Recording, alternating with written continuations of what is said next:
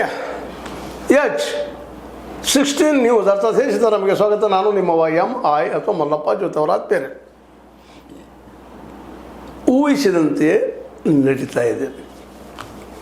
ಮಮತಾ ಬ್ಯಾನರ್ಜಿಯವರ ಪಕ್ಷ TMC ತೃಣಮೂಲ ಕಾಂಗ್ರೆಸ್ ಒಡೆದು ಹೋಗುವ ಮಟ್ಟಕ್ಕೆ ಬಂದುಬಿಟ್ಟದ. ಭಾಳ ಒಳ್ಳೆಯ ಪ್ಲ್ಯಾನ್ ಮಾಡಿ ಮೋದಿ ಮತ್ತು ಶಾರ್ ಅವರು ಸುವೇಂದು ಅಧಿಕಾರಿಯನ್ನು ಮುಂದಿಟ್ಟುಕೊಂಡು ಆ ಪಾರ್ಟಿಯನ್ನು ಒಡೆಯುವಂಥ ಕೆಲಸ. ಮತ್ತು ಪಾರ್ಟಿನೂ ಕೆಲವು ಸಮಯದಲ್ಲಿ ಹಿಂದೆ ತನ್ನ ವೈಭವದ ಕಾಲದಲ್ಲಿ ಒಂದು ತಪ್ಪು ಮಾಡಿದ.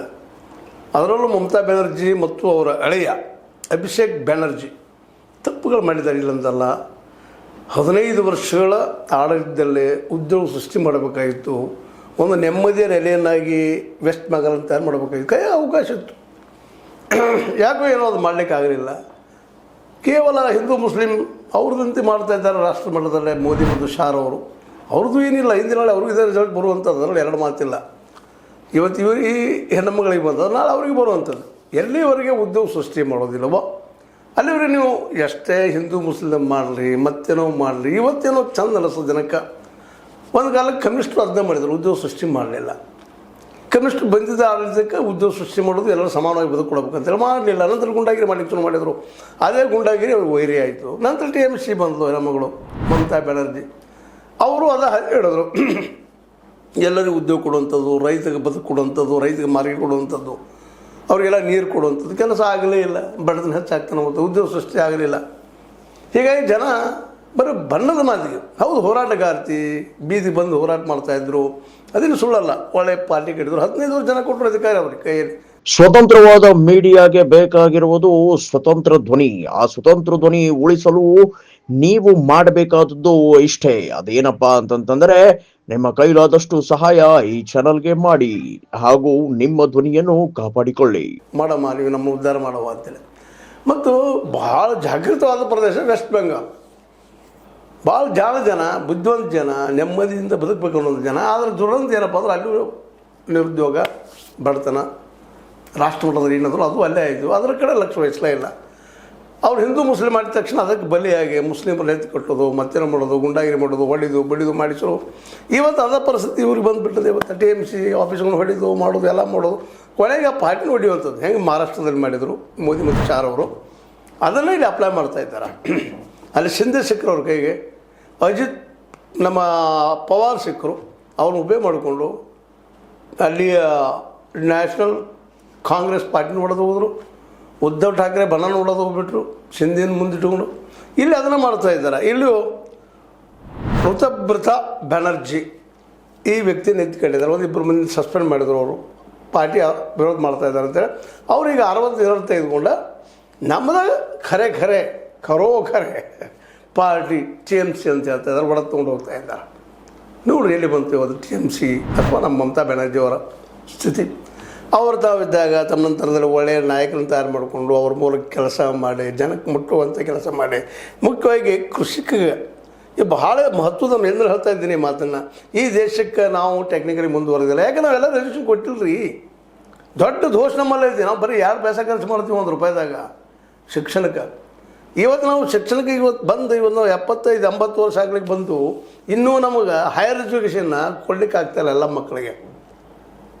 ಚೈನಾದಲ್ಲಿ ಅದನ್ನು ಮಾಡಿದ್ರು ಅವರು, ಕಮ್ಯುನಿಸ್ಟ್ ಇರ್ಬೋದು, ಅಲ್ಲಿ ಮಾಡಿದ್ರು, ಎಲ್ಲರೂ ಶಿಕ್ಷಣ ಕೊಡಿಸಿದ್ರು, ಎಲ್ಲರೂ ಆರೋಗ್ಯ ಕೊಡ್ತಾ ಇದ್ದಾರೆ. ಹೌದು, ದುಷ್ಟ ಸರ್ಕಾರ ಒಬ್ಬ ಆಳ್ತಾನ, ಅದು ಮಾತು ಬೇರೆ. ಇದು ಇಲ್ಲೂ ನಮ್ಮಲ್ಲಿ ಆಗ್ತಾ ಇದ್ದಾರೆ. ಇವತ್ತು ಇಲ್ಲಿ ಒನ್ ಪಾರ್ಟಿ ಸಿಸ್ಟಮ್ ಆಗುವಂಥದ್ದು, ವಿರೋಧಿಗಳು ಇಲ್ಲಿಲ್ಲ. ಈಗ ಈ ಋತಬ್ರತ ಬ್ಯಾನರ್ಜಿನ ಹೊರಗಿಟ್ಕೊಳ್ಳೋರು ವಿರೋಧ ಪಕ್ಷ ಗಿರ್ಪಾಣಿ ಅಂತೇಳಿ ಬೇಕಾದ್ರೆ ಅವ್ರು ತಮ್ಮ ಜೊತೆ ತೆಗೆದುಕೊಳ್ಳೋರು. ಈಗ ಸಾಕಷ್ಟು ಮೆಜಾರಿಟಿ ಅದ. ಅಂದರೆ ವಿರೋಧ ಪಕ್ಷ ಅವ್ರದ್ದು, ಆಡಳಿತ ಪಕ್ಷದ್ದು ಅವ್ರದ್ದು. ಇಲ್ಲಿ ಮಮತಾ ಏನೋ ಒಂದು ಮಾಡಿದ ತಪ್ಪಿಗಾಗಿ ಇಂಥ ದೊಡ್ಡ ಇಡೀ ಪಾರ್ಟಿಯನ್ನು ನಿರ್ಣಯ ಮಾಡುವಂಥದ್ದು. ಇದು ರಾಜ್ಯ ಮಟ್ಟದಲ್ಲಿ ನೋಡೋದು. 58-60 ಶಾಸಕರು ಇವತ್ತು ಪಾರ್ಟಿನ ಹೊಡಿಲಿಕ್ಕೆ ತಯಾರಾಗಿದ್ದಾರೆ. ಮಮತಾ ಅವ್ರಿಗೆ ಇವತ್ತು ಅನ್ನಿಸ್ತಿರ್ಬೋದು ತಾ ಮಾಡಿದ ತಪ್ಪು ಎಂಥ ಒಂದು ಹೊಡೆದು ಬೀಳ್ತಾ ಇದೆ ಅನ್ನುವಂಥ ಮಾತನ್ನು. ಎಂಥದ್ದಿತ್ತು ಮೊನ್ನೆ ಎಲೆಕ್ಷನ್ದಲ್ಲೇ ಕಾಂಗ್ರೆಸ್ ಒಂದು ಸೀಟ್ ಕೊಟ್ಟು, ಕನಿಷ್ಠ ಒಂದು ಸೀಟ್ ಕೊಟ್ಟು ಅವರು ವಿಶ್ವಾಸ ತೆಗೆದುಕೊಂಡು ಹೋರಾಟ ಮಾಡಿದರೆ ಈ ಸ್ಥಿತಿ ಬರ್ತಾ ಇರಲಿಲ್ಲ. ಮಮತಾ ಬ್ಯಾನರ್ಜಿಯವರು ತಾವಾಗಿ ಎಳೆದುಕೊಂಡಂಥದ್ದು. ಎಂಥ ಇಂಡಿಯಾ ಸಂಘಟನೆ ಆಗಿತ್ತು ರಾಷ್ಟ್ರ ಮಟ್ಟದಲ್ಲಿ, ಎಲ್ಲರೂ ಕೂಡಿದರು. ಅದ್ರಾಗ ಒಳ್ಳೆಯ ಮನಸ್ಸಿಂದ ಸಹೃದಯದಿಂದ ಅಲ್ಲಿ ಕೆಲಸನೂ ಮಾಡಲಿಲ್ಲ. ರಾಷ್ಟ್ರಪತಿ ಆಯ್ಕೆ ಸಂದರ್ಭದಲ್ಲಿ ಆಗಿರ್ಬೋದು, ಮತ್ತೊಂದು ಸಂದರ್ಭದಲ್ಲಿ ಆಗಿರ್ಬೋದು, ಆದಷ್ಟು ಕಾಂಗ್ರೆಸ್ನ ದೂರಿಡುವಂಥದ್ದು, ಒಟ್ಟು ರಾಷ್ಟ್ರೀಯ ಪಕ್ಷ ದೂರಿಡುವಂಥ ಒಂದು ವಿಚಾರ ನೆಲಗಟ್ಟಿನಲ್ಲೇ ಕಾಂಗ್ರೆಸ್ನ ದೂರ ಸರಿಸರು. ಇವತ್ತು ಕಾಂಗ್ರೆಸ್ಸು ಅಲ್ಲಿಲ್ಲ, ತೃಣಮೂಲ ಕಾಂಗ್ರೆಸ್ನು ಒಡೆದು ಹೋಗಿತಾ ಇದ್ದಾರೆ, ಛಿದ್ರ ಮಾಡ್ತಾ ಇದ್ದಾರೆ, ತುಕಡ ಕರೆದಂಗೆ. ಈ ಪರಿಸ್ಥಿತಿ ಇವತ್ತು ಬಂದಾಗ ಈಗ ಅವ್ರಿಗೆ ಇಂಡಿಯಾ ನೆನಪಾಗ್ತಾ ಇದೆ ನಮ್ಮ ಮಮತಾ ಬ್ಯಾನರ್ಜಿ ಅವ್ರಿಗೆ. ಇವತ್ತು ನೋಡ್ರಿ, ಹೌದು ಅಭಿಷೇಕ್ ಬ್ಯಾನರ್ಜಿಯಿಂದ ಭಾಳಷ್ಟು ತಪ್ಪುಗಳಾಗಿದ್ದಾವೆ, ಅದನ್ನು ಎತ್ತಿಲ್ಲದ ಅವ್ನು ಬೇಡ ನಾವು ಬೇರೆದವ್ರು ಬೇಕಂತೇಳಿ ಆ ನೆಪ ಇಟ್ಕೊಂಡು ಇವತ್ತು ಪಕ್ಷ ಹೊಡಿತಾ ಇದ್ದಾರೆ. ಇನ್ನು ರಾಷ್ಟ್ರ ಮಟ್ಟದಲ್ಲಿ ಹೊಡಿತಾ ಇದ್ದಾರೆ. 29 ಜನ ಎಂ ಪಿಗಳಿದ್ದಾರೆ. 4ನೇ ನಂಬರ್ ದೊಡ್ಡ ಪಕ್ಷ ಆಗ್ಯದ ಮಮತಾ ಅವ್ರದ್ದು.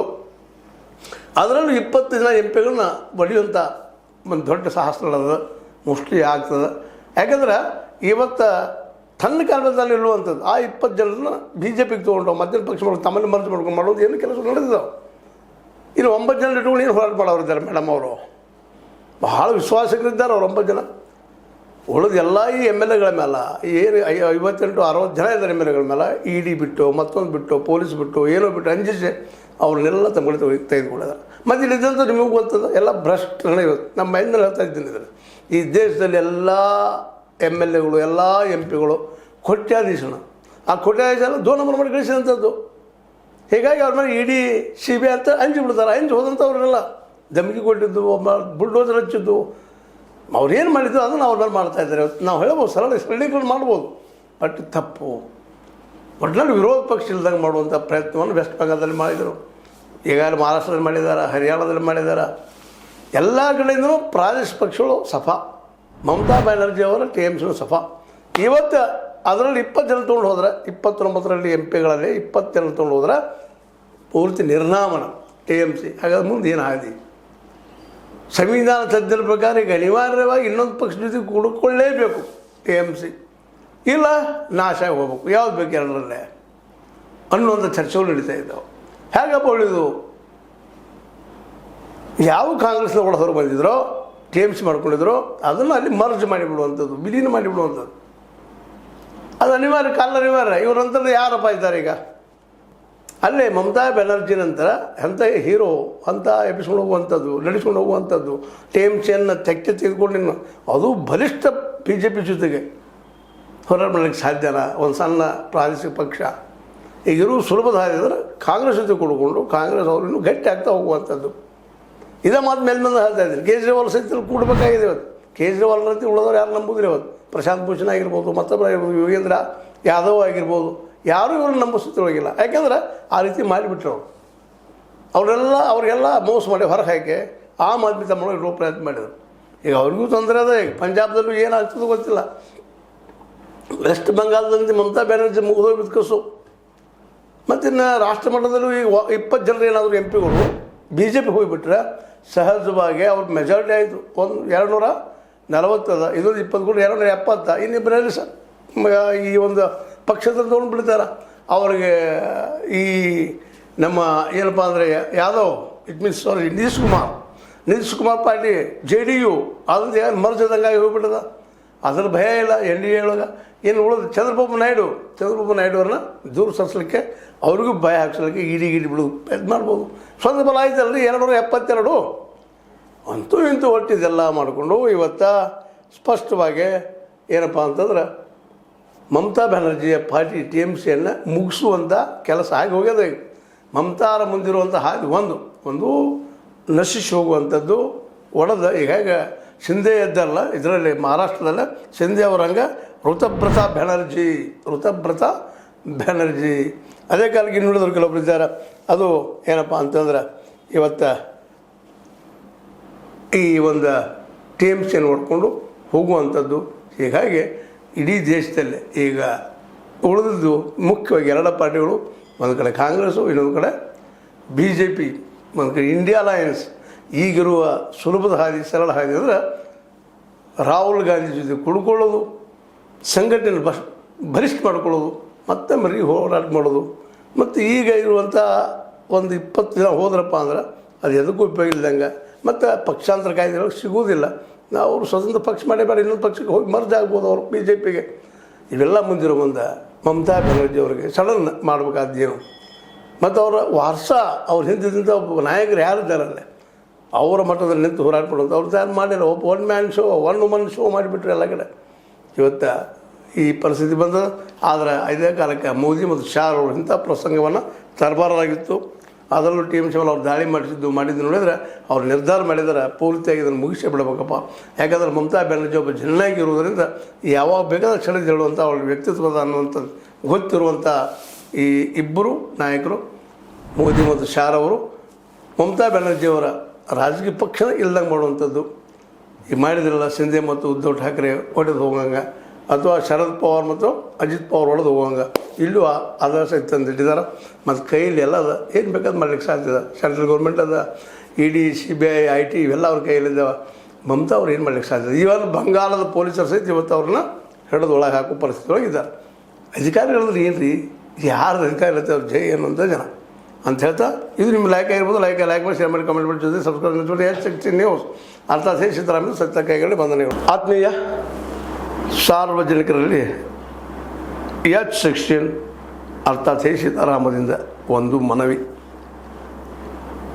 ಈ ಸಂಸ್ಥೆ ಭ್ರಷ್ಟಾಚಾರ, ಅನ್ಯಾಯ, ಅತ್ಯಾಚಾರಗಳಿಂದ ನೊಂದವರ ವೇದಿಕೆ.